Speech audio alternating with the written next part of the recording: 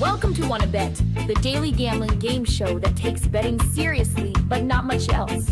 Get our favorite plays on the totals, sides, props, exotics, and futures to jump on now. So let's get it started with Jason and Ben. Let's get it started with Jason and Ben. Let's get it started with Jason and Ben. Satte kassen kere konsa bappa konsa felina. Let's get it started with Jason and Ben. Let's get it started with Jason and Ben. Hey, welcome to Wanna Bet. We appreciate you guys tuning in. As always, I'm Jason. That's Ben. We do this 7 days a week. First try. You got we it. appreciate what's that? I got it on the first try. The wheels were only had to turn at half mast, which sick right now. I apologize for how I sound, look, whatever. But this is how I always look, so that is what it is. It's a Jordan flu game performance. Jordan flu game. I'm not. Let's cash these bets today. Quite take it to that level, Beltway Ben. There might be a nap with the dogs in my future before we go see Derek Queen's return to the DMV tonight in DC. But yeah, just that's what's going on with little old me. If you're new to the show, that rundown, I mean, it's pretty easy, man. We're giving you our favorite plays. We're giving you some different categories. Fourth and weird could be an otter type bet. Could be fourth and long-term futures bet. Beltway Ben, he's got the wheels of steel. He can move it around. It might say fourth and short. Might be on first quarter or something in the NBA tonight or first half in college. Whatever. That would be fourth and short. Overtime, we give you football, as in soccer, and or football. Parlays every day while in season. That might be soon switching to basketball, Ben. We'll have to discuss overtime. Once we're clear of the NFL volume, the show will ebb and flow. We've been doing this since May 21st. And again, shout out to all the OGs. You can email us, wannabetwithus@gmail.com. If you're watching, you can also listen on Spotify, Apple Podcasts, whatever. Subscribe if you don't mind. There's nothing we like doing more around here than giving you winners.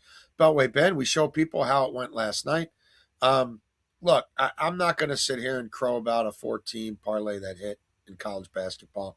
I'm glad it hit. It wasn't that sweaty. Beltway Ben, you know how it is. It's the ones that got away. It's the ones where you felt like you were shafted that stick to you. Liverpool did not have a shot on frame in that match against Arsenal. Liverpool maybe created a chance and a half, maybe. Arsenal should have been up in the first half. They played down Saka, all down the right wing, and he was putting balls through the 6-yard box all over the place. And then they got a little cocky in the second half. They tried to do more things centrally. Their central midfielders tried to boss the match. They started going down the left side more. Saka didn't see as much of the ball. Liverpool were content to put 11 behind the ball. Ugly match. And we end up with a 0-0 draw, which has bitten us in the ass quite a bit lately. But Arsenal didn't concede a goal. They barely conceded a chance. We just needed them to score once at home. Beltway Ben, they hadn't been held, I think, scoreless at home all season. They've been scoring 2 goals a game at home all season. And hats off to Liverpool. They beat them 1-0. They beat Arsenal 1-0 August 31st. They shut them out again. Did not think they'd shut them out again.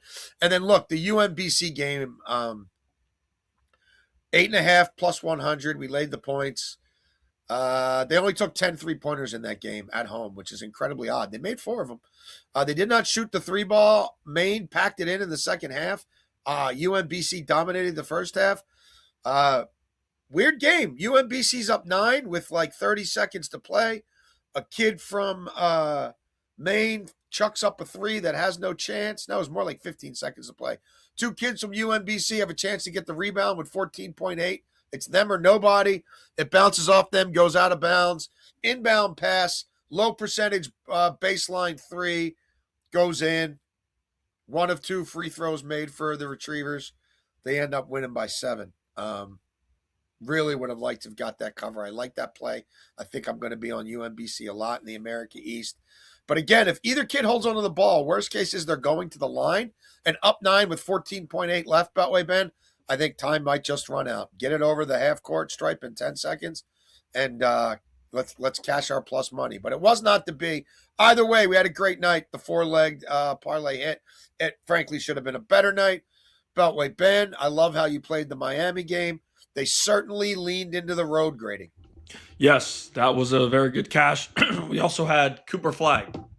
As you say, As glad as we are with our wins, our losses are frustrating. Oregon State gets fouled up 13 with no time left on the clock, like 40 seconds, whatever it was. You could have dribbled the ball out.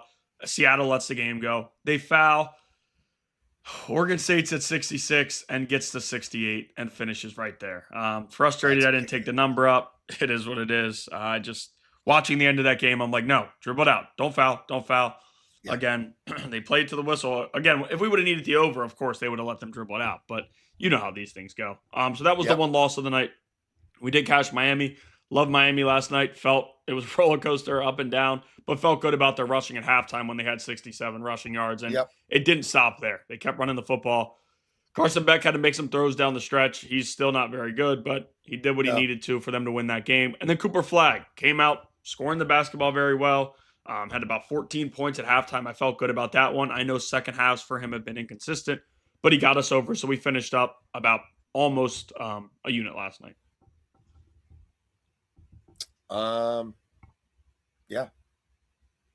Yeah.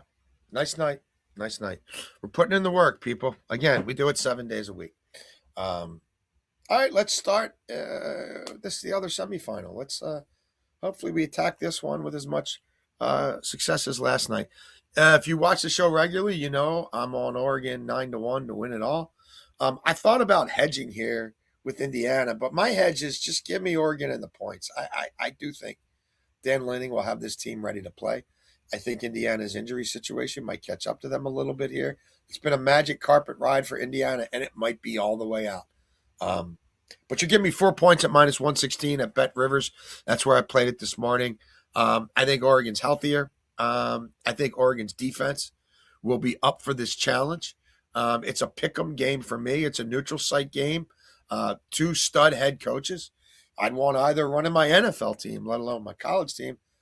I'm simply, it's a pick 'em for me, and you're giving me 4 with a stud head coach with not the best quarterback in the game, but maybe the second or third best quarterback in the country, and a program that is tested and true. I don't have to wonder if Dan Lanning knows how to prepare for a game like this. I'm simply taking the points Beltway, Ben. Yeah, we'll stick to that game here. I'm going to go a little different. I will get to Oregon in overtime, but here I'm going to go a little different. Oregon versus Indiana. We're going to play the under 49.5 at -110. I was leaning the under yesterday, did not give it out, did not ultimately play it, and I'm glad I didn't because it felt good until about 10 minutes left in the fourth quarter where both defenses fell on their face. And Ole Miss had been on the field so much that kind of wore them down, and it did not result well for them down the stretch. Carson Beck all of a sudden was hitting throws. He was getting penalties. Those guys were worn out. And that had the impact. Tonight, I do expect both of these defenses to be fine all game long, just like Oregon was against Texas Tech. That was a pure dominance. Like it was pure dominance what they did against Texas Tech. And you could tell me Texas Tech's quarterback and Morton wasn't ready or any of that, or the offense was struggling. Yeah. Oregon had a dominant showing. So did Indiana, where they hold Alabama to just 3 points, but the backup quarterback came in and was able to move the ball against them a little bit. Some of that's prevent, some of that's getting other guys time on the field that haven't got to in a college football quarterfinal ever in their life. I understand all that, but I do think both of these defenses in this matchup will come out ready to play. Last time we saw them play, it was low scoring. There was not much scoring down the stretch. Here, I would expect the same thing. The lights are going to be bright, but I do trust Dan Lanning to control this game with his defense. I know Cignetti's offenses are always tuned up. They're always playing good football. But even for them, some games this year, we've seen them start slow. He just knows how to ultimately come out on top. Tonight, I think both teams start slow on defense, or start slow on offense, slow the game down, let the running game use it. And I know Oregon's without one of their good running backs, but Whittington will still be playing. I think he can control some of the game there. We got to make a change. I was on Elon. I mean, I did have the over in UNC Wilmington, but I didn't give it out. Here, I was on the Elon, William and Mary Elon, North Carolina A&T that did not go over. Did something change? I had from the show notes that I didn't give it out. I must have changed up from when I texted you. But I'm looking at what I had written down yesterday, and I know I was on the Elon A&T. It's on me, not you. but my numbers are off. What did I put in there? You had the UNC Wilmington That's on the on slip. me. You had No, you're right. I looked up NCAA. I was thinking UNC Wilmington when I did it. That was on me. I'll change it. So I'm not 9 units up. I'm 8 units up. Yeah. I just wanted to. All good. I'll It'll change be it, reflected in tomorrow's numbers. Yeah, I'll update that. But yeah, I like the Oregon, Indiana under 49.5. I think both these teams play pretty good defense here tonight. I wish I'd given out the over on that game. I did like it. And UNC Wilmington covered for us in the parlay. Excellent Beltway, Ben. Second down, let's stay in college hoops that I was just talking about. We're going to continue to fade IU Indy. They're at Green Bay. We are going to lay the 8.5 with Green Bay. We actually sat through this entire game. It wasn't in Indianapolis. On TV. Because we were on Green Bay when they went to IU Indy a couple weeks back. Green Bay dominated the second half. All of Green Bay's top scorers got their shots off, inside and outside. IU Indy is a fatally flawed team. Since then, Doug Gottlieb has committed fully to the program. He's not serving multiple masters and working multiple jobs anymore. IU Indy have slowed down their pace of play a little bit, but they still are one of these teams that play way too fast and loose with the ball. They can't score and they can't defend. So, look, we think Green Bay wins this game by 10 points or more like they did the first version of it when Green Bay was on the road. You're looking at an IU Indy team that's losing on average by 13 points a game as a road dog. Like they were at Cleveland State last week and lost by 13. Cleveland State's a really flawed basketball team. IU Indy have covered just 4 of their last 11. Green Bay, since Gottlieb said, I want to do this all the way, 4-1 against the spread in their last 5.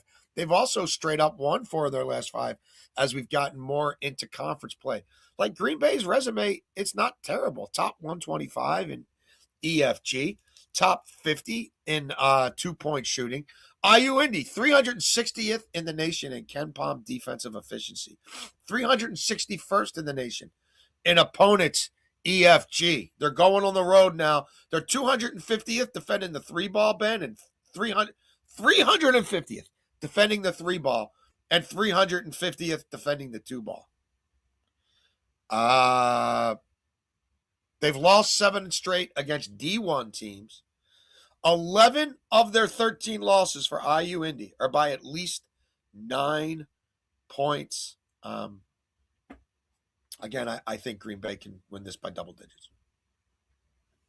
I'm going to jump to the NBA, and I'm going to jump to one of my teams, Alex Sarr, over 19.5 points at -106. I like this spot for him against the Pelicans defense that has been one of the worst in the NBA of late. If you look at how many points they're allowing over their last 5 games, 123.2. That's the second most in the NBA. They really don't have a great big. Zion will be physical, but Zion's more worried about off the court stuff than on the court stuff. He's not defending well. Yes, Misi, he is what he is. He's not on the court a ton. He's playing 20 to 23 minutes.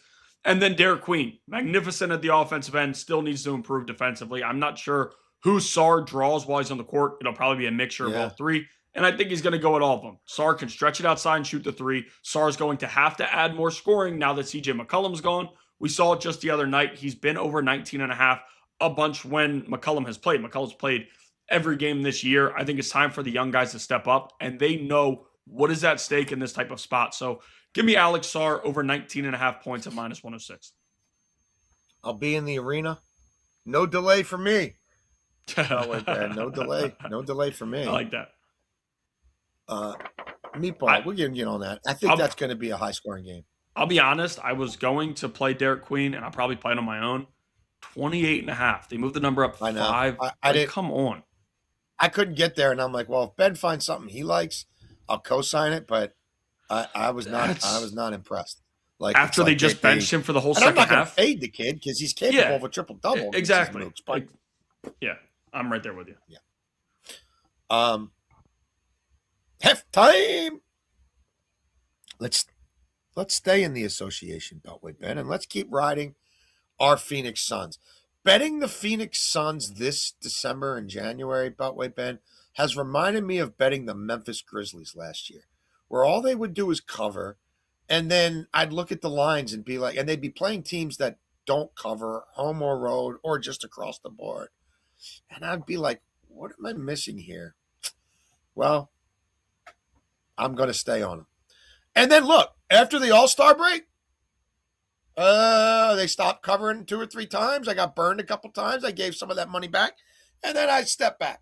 And maybe that happens with Phoenix. Now, I don't think Phoenix is dealing with some of the knucklehead stuff that Memphis was this time a year ago.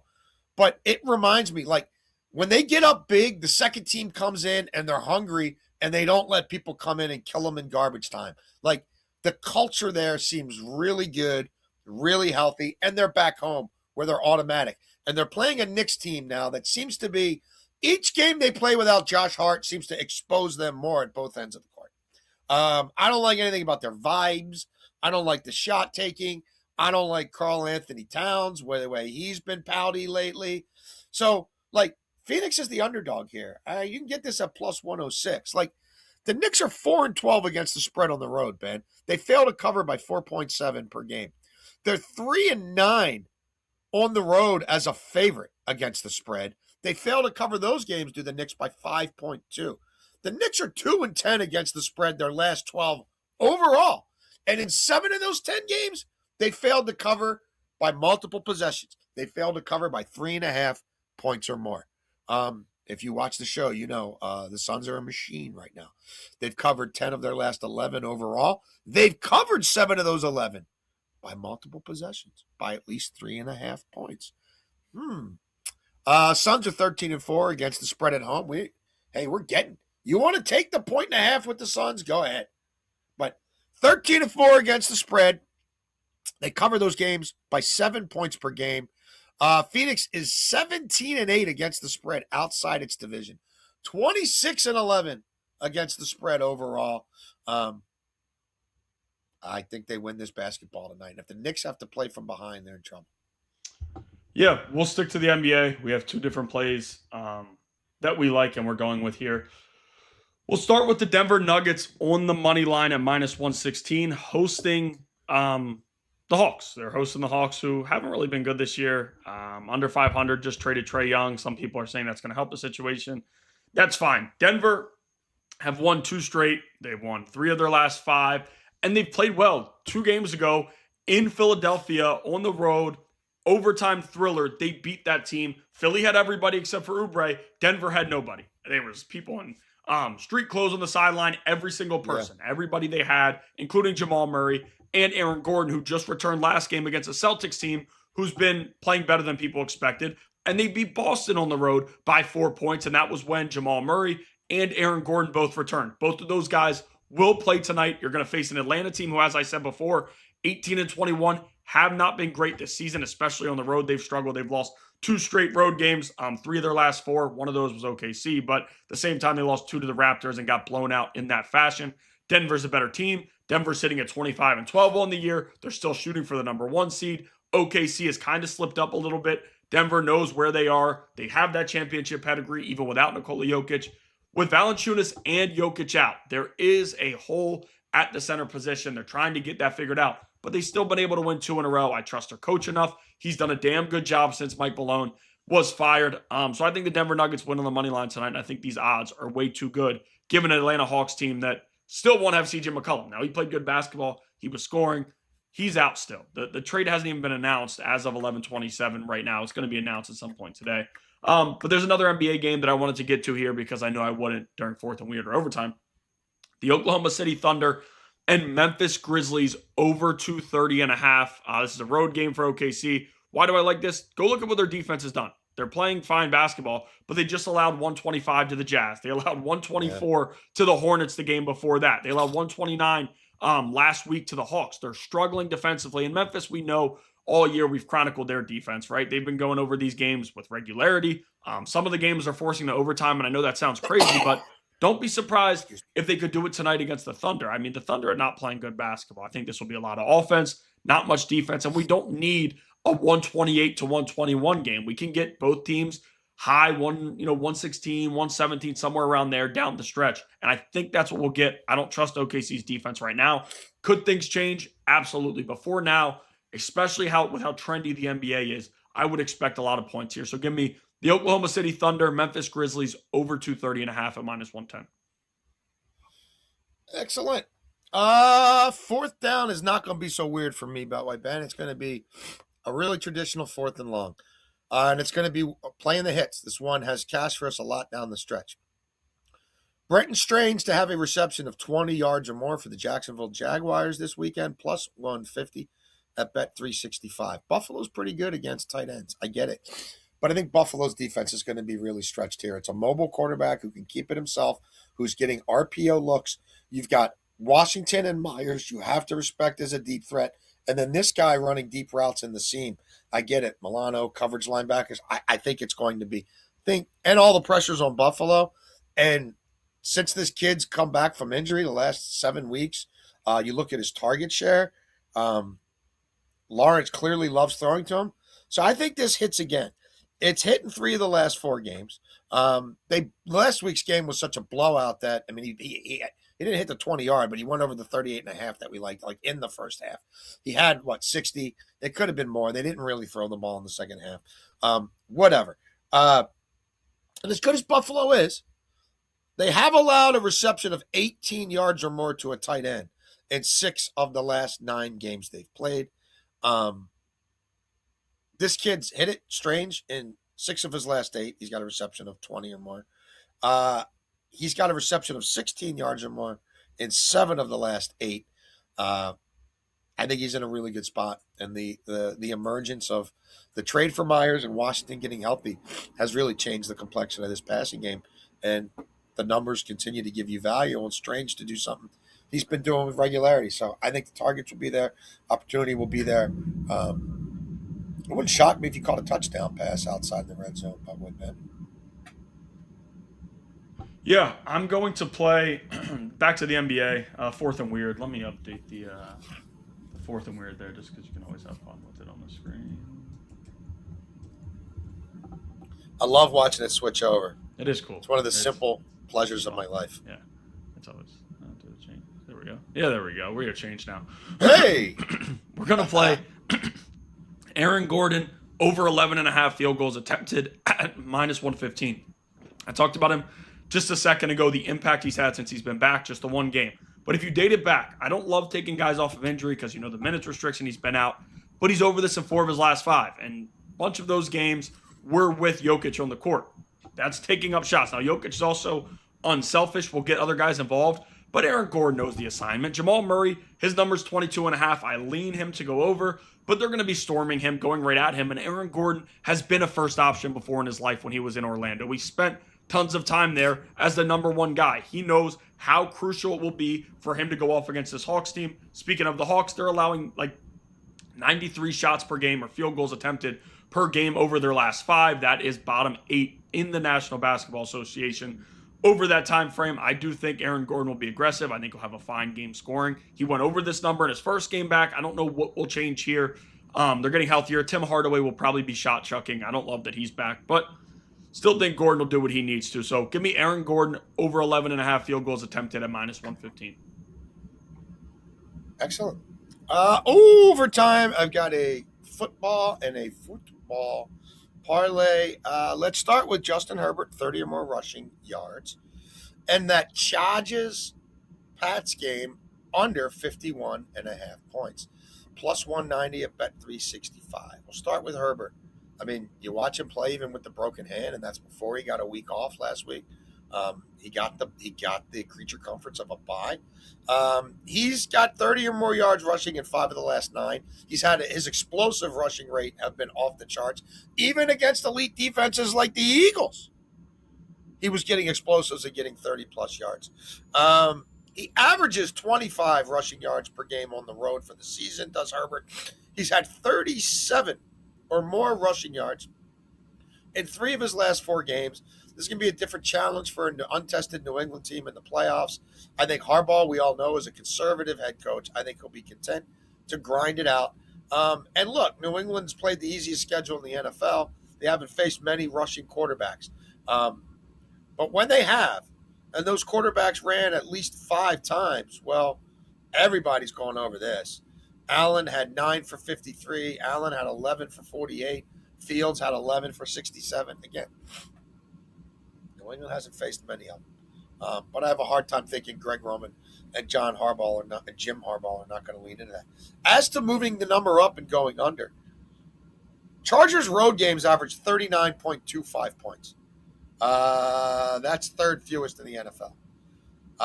The Chargers this season, home or road, have played 2 games that have gone over 51 points, and none of those have happened in their last 10 games. You've got a Chargers team that's allowed more than 20 points one time in their last 10 games. New England has allowed 23 points or more just 3 times all season. This is the best defense Drake May is going to face, has faced. And, well, I think it's the best he's going to face because I think here's where the story ends. But that's again, 27-24, we're still high. And I don't know that it gets there. And I don't know that, why would Herbert stop? Herbert's 0-2 in his playoff career, and he's got like 2 total rushes in those games. Now he's running like crazy, and he's going to stop here in something of a legacy spot for him? No, I don't think so. And then, die Bundesliga! It's back, Beltway Ben. It's back. How fired up are you that die Bundesliga is back? We're going to have Bayern Munich bets for the first time in 3 weeks on the shows this weekend. Are you fired up? Hat-trick Harry Kane! Nobody in the world is probably more excited than me. I'll be really? Honest. Yes. Are you excited enough to give us a Borussia Mönchengladbach? Not yet. Not that excited? Not that excited. No. Are you close? Yeah. Are you close to that excited? I got to probably see my guy Harry Kane put one in the back of the net. Then maybe. That'll get you there. That might get me Maybe there. Luis Diaz? Yes. I can't wait till February. Leonard Cole. I cannot wait till he turns 18 and we can bet on him. Right. Forgot about that. So it's back, baby. One match on the docket Friday. You could watch it on the old ESPN Plus. We've got Fading Frankfurt hosting Dortmund. Frankfurt's had all kinds of difficulty keeping the ball in the back of its own net. They got absolutely thrashed in the Champions League before the Christmas break. Dortmund has as many wins on the road. Oh, I should give the bet out, huh? Dortmund, Frankfurt over 2.5 goals. Dortmund double. So Dortmund to win or tie. The teams to produce at least 3 total goals plus 115. Dortmund has as many wins on the road as Frankfurt have at home. Frankfurt matches at home average 3 goals per game. Dortmund matches on the road average 2.63 goals per game. Frankfurt has played some batshit crazy matches, both domestically and in the Champions League. They tend to concede early goals, and then things go bonkers. Both these teams are totally rested. Again, Germany shuts down for 3 weeks for the Christmas holiday. That does add a little variance because these teams are tuning it back up. They're ramping it back up. They haven't played for a while. But Dortmund's leaky enough in the back that I think they concede. They only have 3 clean sheets in 8 road matches. The BTTS has hit 5 of Dortmund's 8 road matches. So, again, that gets us to 2 goals. Both teams have abundant attacking options. So I'm banking on us getting a little bit of an entertaining match here. And so, again, Dortmund versus Frankfurt, over 2.5 total goals. Dortmund double, plus the Dortmund double, a plus 115 parlay, and bet 365 is where I play it. Yeah, I'm going to play one thing and then bring something up that's in the comments I think we should get to, which will change how kind of my show, just how because I am going to approach it this way. We got to give a shout out to the viewers. But first, we'll start with our regular play. Overtime, I'm going with a football parlay. Oregon on the money line and 200-plus team receiving yards. We need them to throw for 200-plus yards. That gets us up to plus 187. If they're going to win this football game, it's going to be because Dante Moore can make some plays with his arm, which he wasn't able to do the last time they played. I mean, look at his first 5 games of the season, threw just 1 interception. After that, it's been downhill. I wouldn't say Indiana figured him out, but they did change things for him a little bit and get to him a little bit in that one. I do expect the kid to be prepared for this one, to be locked in and ready to go. And we know how smart Stein and that offense are. Like, I do expect them to have success throwing the football, which I said it before. Alabama's backup last week, once Simpson went out with the injury or benching, whatever it was, he had some success throwing the ball. And I think other teams could have against Indiana this year. It's no question to Indiana. I don't love Oregon on the money line, but I do think with overtime when we do football parlays, I'm going to give out a lean here. I could see the game going either way. Of course, Signetti is a winner. He does not lose. He does exactly what he wants to do, and I don't love fading him. I just don't. But in this spot, with what I saw from Oregon's defense and how I think Dante Moore can rebound from the last matchup, Jason mentioned earlier, it has been a Magic Carp ride. Now, that is not to be disrespectful to what Signetti's created, to what Signetti's doing, but it's just a fact with this team. They played good football. They did lose one of their best edge rushers, and we've only seen them one game without him. Since that, I do think today that could impact them just a little bit more against an Oregon team who is far better than Alabama, and I think would have beat Alabama the same way that we saw Indiana do that. So I like Oregon on the money line and 200 plus team receiving yards plus 187. It's a one-unit play for me. This is not a play that I love. It's not something I'm screaming, hammer this. They're going to kill Indiana. It's just for me, what I like for this game. So again, if you don't want to play it, I fully get that. This is going to be sweaty. I think it's going to be a really damn good football game. I don't think you need to bet the game tonight to have interest in it. It's such a good matchup, but that's just what we do here on Wanna Bet. So I do like Oregon on the money line and 200 plus receiving yards at plus 187. Now the other thing, shout out to Sean Kean. He commented the other day when we had Derek Queen playing. He's a very loyal listener, always tuned in. He commented, good point about not wanting to bet Queen at a higher number, but he's motivated and his teammates love him. So a half unit on the Queen triple-double for me. I'm going to tell you there, Sean. I will put a half unit here, just a half unit. I mean, I'm fine losing a half unit if we have to. Just a simple half unit. I got to cut this out. I got to get Mark Feinstein his hoodie. He'll get it by baseball season, right? What's that? He'll get it by baseball season, right? Baseball by season opening day. By opening day. That's a good. You know what? My pictures and catches. Yeah. My pictures and catches. Put a note in there, Mark. Follow me back on Twitter. If you're watching or listening right now, Mark. Yeah, Mark. Follow Beltway Bet on Twitter. Follow me back. He wants to have a big time baseball insider follow. Yes, I would. I actually would very much like that. It's funny how much differently that's priced than the other night. Dude, it's especially when this is a road game and that was a home game. Right. I guess they're taking into the home court thing, but like the other night, that's why I still feel it's sketchy. 6 minutes in the second half when DraftKings has posted the picture of his tweet. Plus 40 the other night. Yeah, and then tonight the number goes up 6. I don't get it, but it does kind of make me feel that there's a chance. And I will be putting money on it. Sean, we cashed this. You are getting a big-time shout-out. I wasn't going to play it once I saw that comment. If this cashes, well, you said it was Sean. You can see the things. And if this cashes, I think we name one of the lobsters Sean. And I would like that. Like get a, if you cash we plus, get it embroidered in there. Plus 2,200 triple W, absolutely get your name. He gets a lobster. Yes, he gets a lobster named after. Yes, I would agree with that. We did have a couple of comments. Dart00019, thanks for the advice to hop on the favorite team at halftime, Ben. Jumped on Sparty for -3.5 when they were down yesterday. I've been preaching this for years, and I feel like it goes on dead ear. Sometimes nobody listens. Take teams, if there's a team, even teams who you don't think should be favored, right? An unranked home favorite against a ranked team, they're down at halftime. Find the spread when you can and take them at halftime. College basketball is a game of runs. Teams who start up, I told Jason this, I told him on the air, I told him off the air, you want your team down at halftime sometimes. It's weird to say, it sounds stupid, but it's genuinely where you want to be at times because you know the coach will have some adjustments at halftime. They should be able to shoot out, and especially for the home teams, the crowd gets in the game more. That 16 to 10 minute mark when you start going on a run and opposing team starts fading out. So I am glad that you heard that. I'm glad you listened because I'm telling you, it is so common in college basketball that an underdog is up at halftime and they're feeling themselves, and all of a sudden in the second half, they fall on their faces and lose by whatever the halftime spread is. I would even suggest money line if you just want to pay a little bit of juice and not have to worry about anything down the stretch. So appreciate that. I'm very happy with that. Mike Fuentes said my speakers enjoyed the Die Bundesliga break. They are always ready. He enjoyed the Bundesliga break when you scream it, the screaming. He's glad that it's back, or he was glad he didn't hear me. He was laughing. The speaker. Bundesliga. Yeah. Mike, it's back. Tex Hooper, love you guys. The Crabs, we love you guys too. Also, I wanted to shout this out. Yeah. Anybody, Show the people. anybody, I'm not going to be able to get the back end.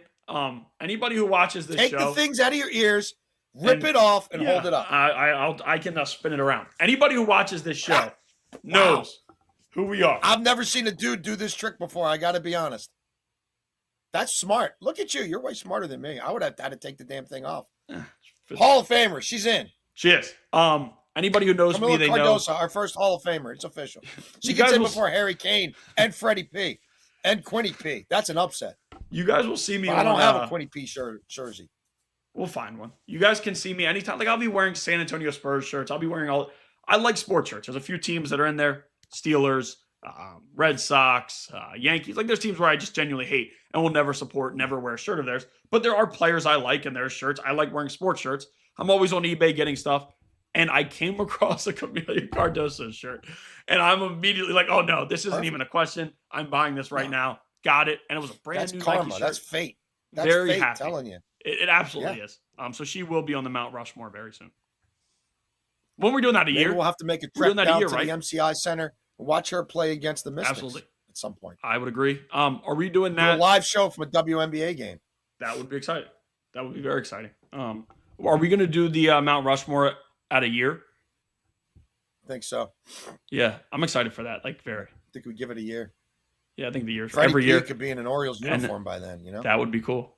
That would be exciting. He would absolutely be in there if that's the case. I can't wait to see what where he goes. Hopefully not New York.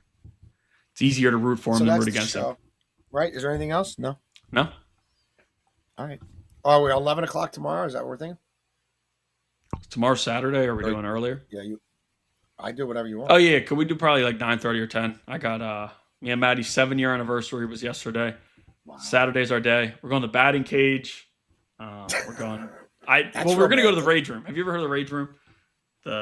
I've never been. I probably would never leave if I got there. Yeah, I would probably be so at home, Beltway Ben, that you could never get me out of there. No, so she likes to smash stuff, or that's just you? She was like looking at me like, I'm like, no, we're going to the Rage Room. It'll be fun. And she's like, all right, that's fine. And then I was like, all right, we'll hit after. We'll go to the batting cage after. And she's like, Ben, I don't think we need to go to the Rage Room because we split it. Every other year, I plan the day out. She plans the day out next year, and she's much more set for this. Like, this isn't for me. Setting up stuff. So I'm like, I said the Rage Room. We're going to K-Pot, which is a very good Asian food restaurant, and then we're going to this dessert place. And I was like, all right, well, let's go hit at the batting cage. And she's like, Ben, let's just go there instead of the Rage Room. So we will be at the batting cages tomorrow. I haven't picked up a bat since I retired a year and a half or 2.5 years ago, actually now. So you're doing both? No, we're just hitting at the cages now. Just hitting, not the Rage Room. So that's a fair compromise. And then you're going to a nice dinner. Nice dinner, yep. And we'll be watching the games, rooting for our bets. Everybody, there you go. So around 9:30 or so tomorrow, Ben, if you want to put it up, I mean, we got, again, UNC Wilmington versus Northeastern. That's on me. I read it wrong. That's on me. No, that's all good. So I'm like 8.5 units. And we did hit the 4-team NCAA parlay yesterday, so that was good. So yeah, we'll be back tomorrow. We've got NBA, a lot of NFL, obviously. I think there's 149 college basketball games tomorrow. We'll be on several of those. And again, we appreciate all you guys' feedback. You can email us, wannabetwithus@gmail.com. And we thank you for tuning in. See you tomorrow morning on Wannabet.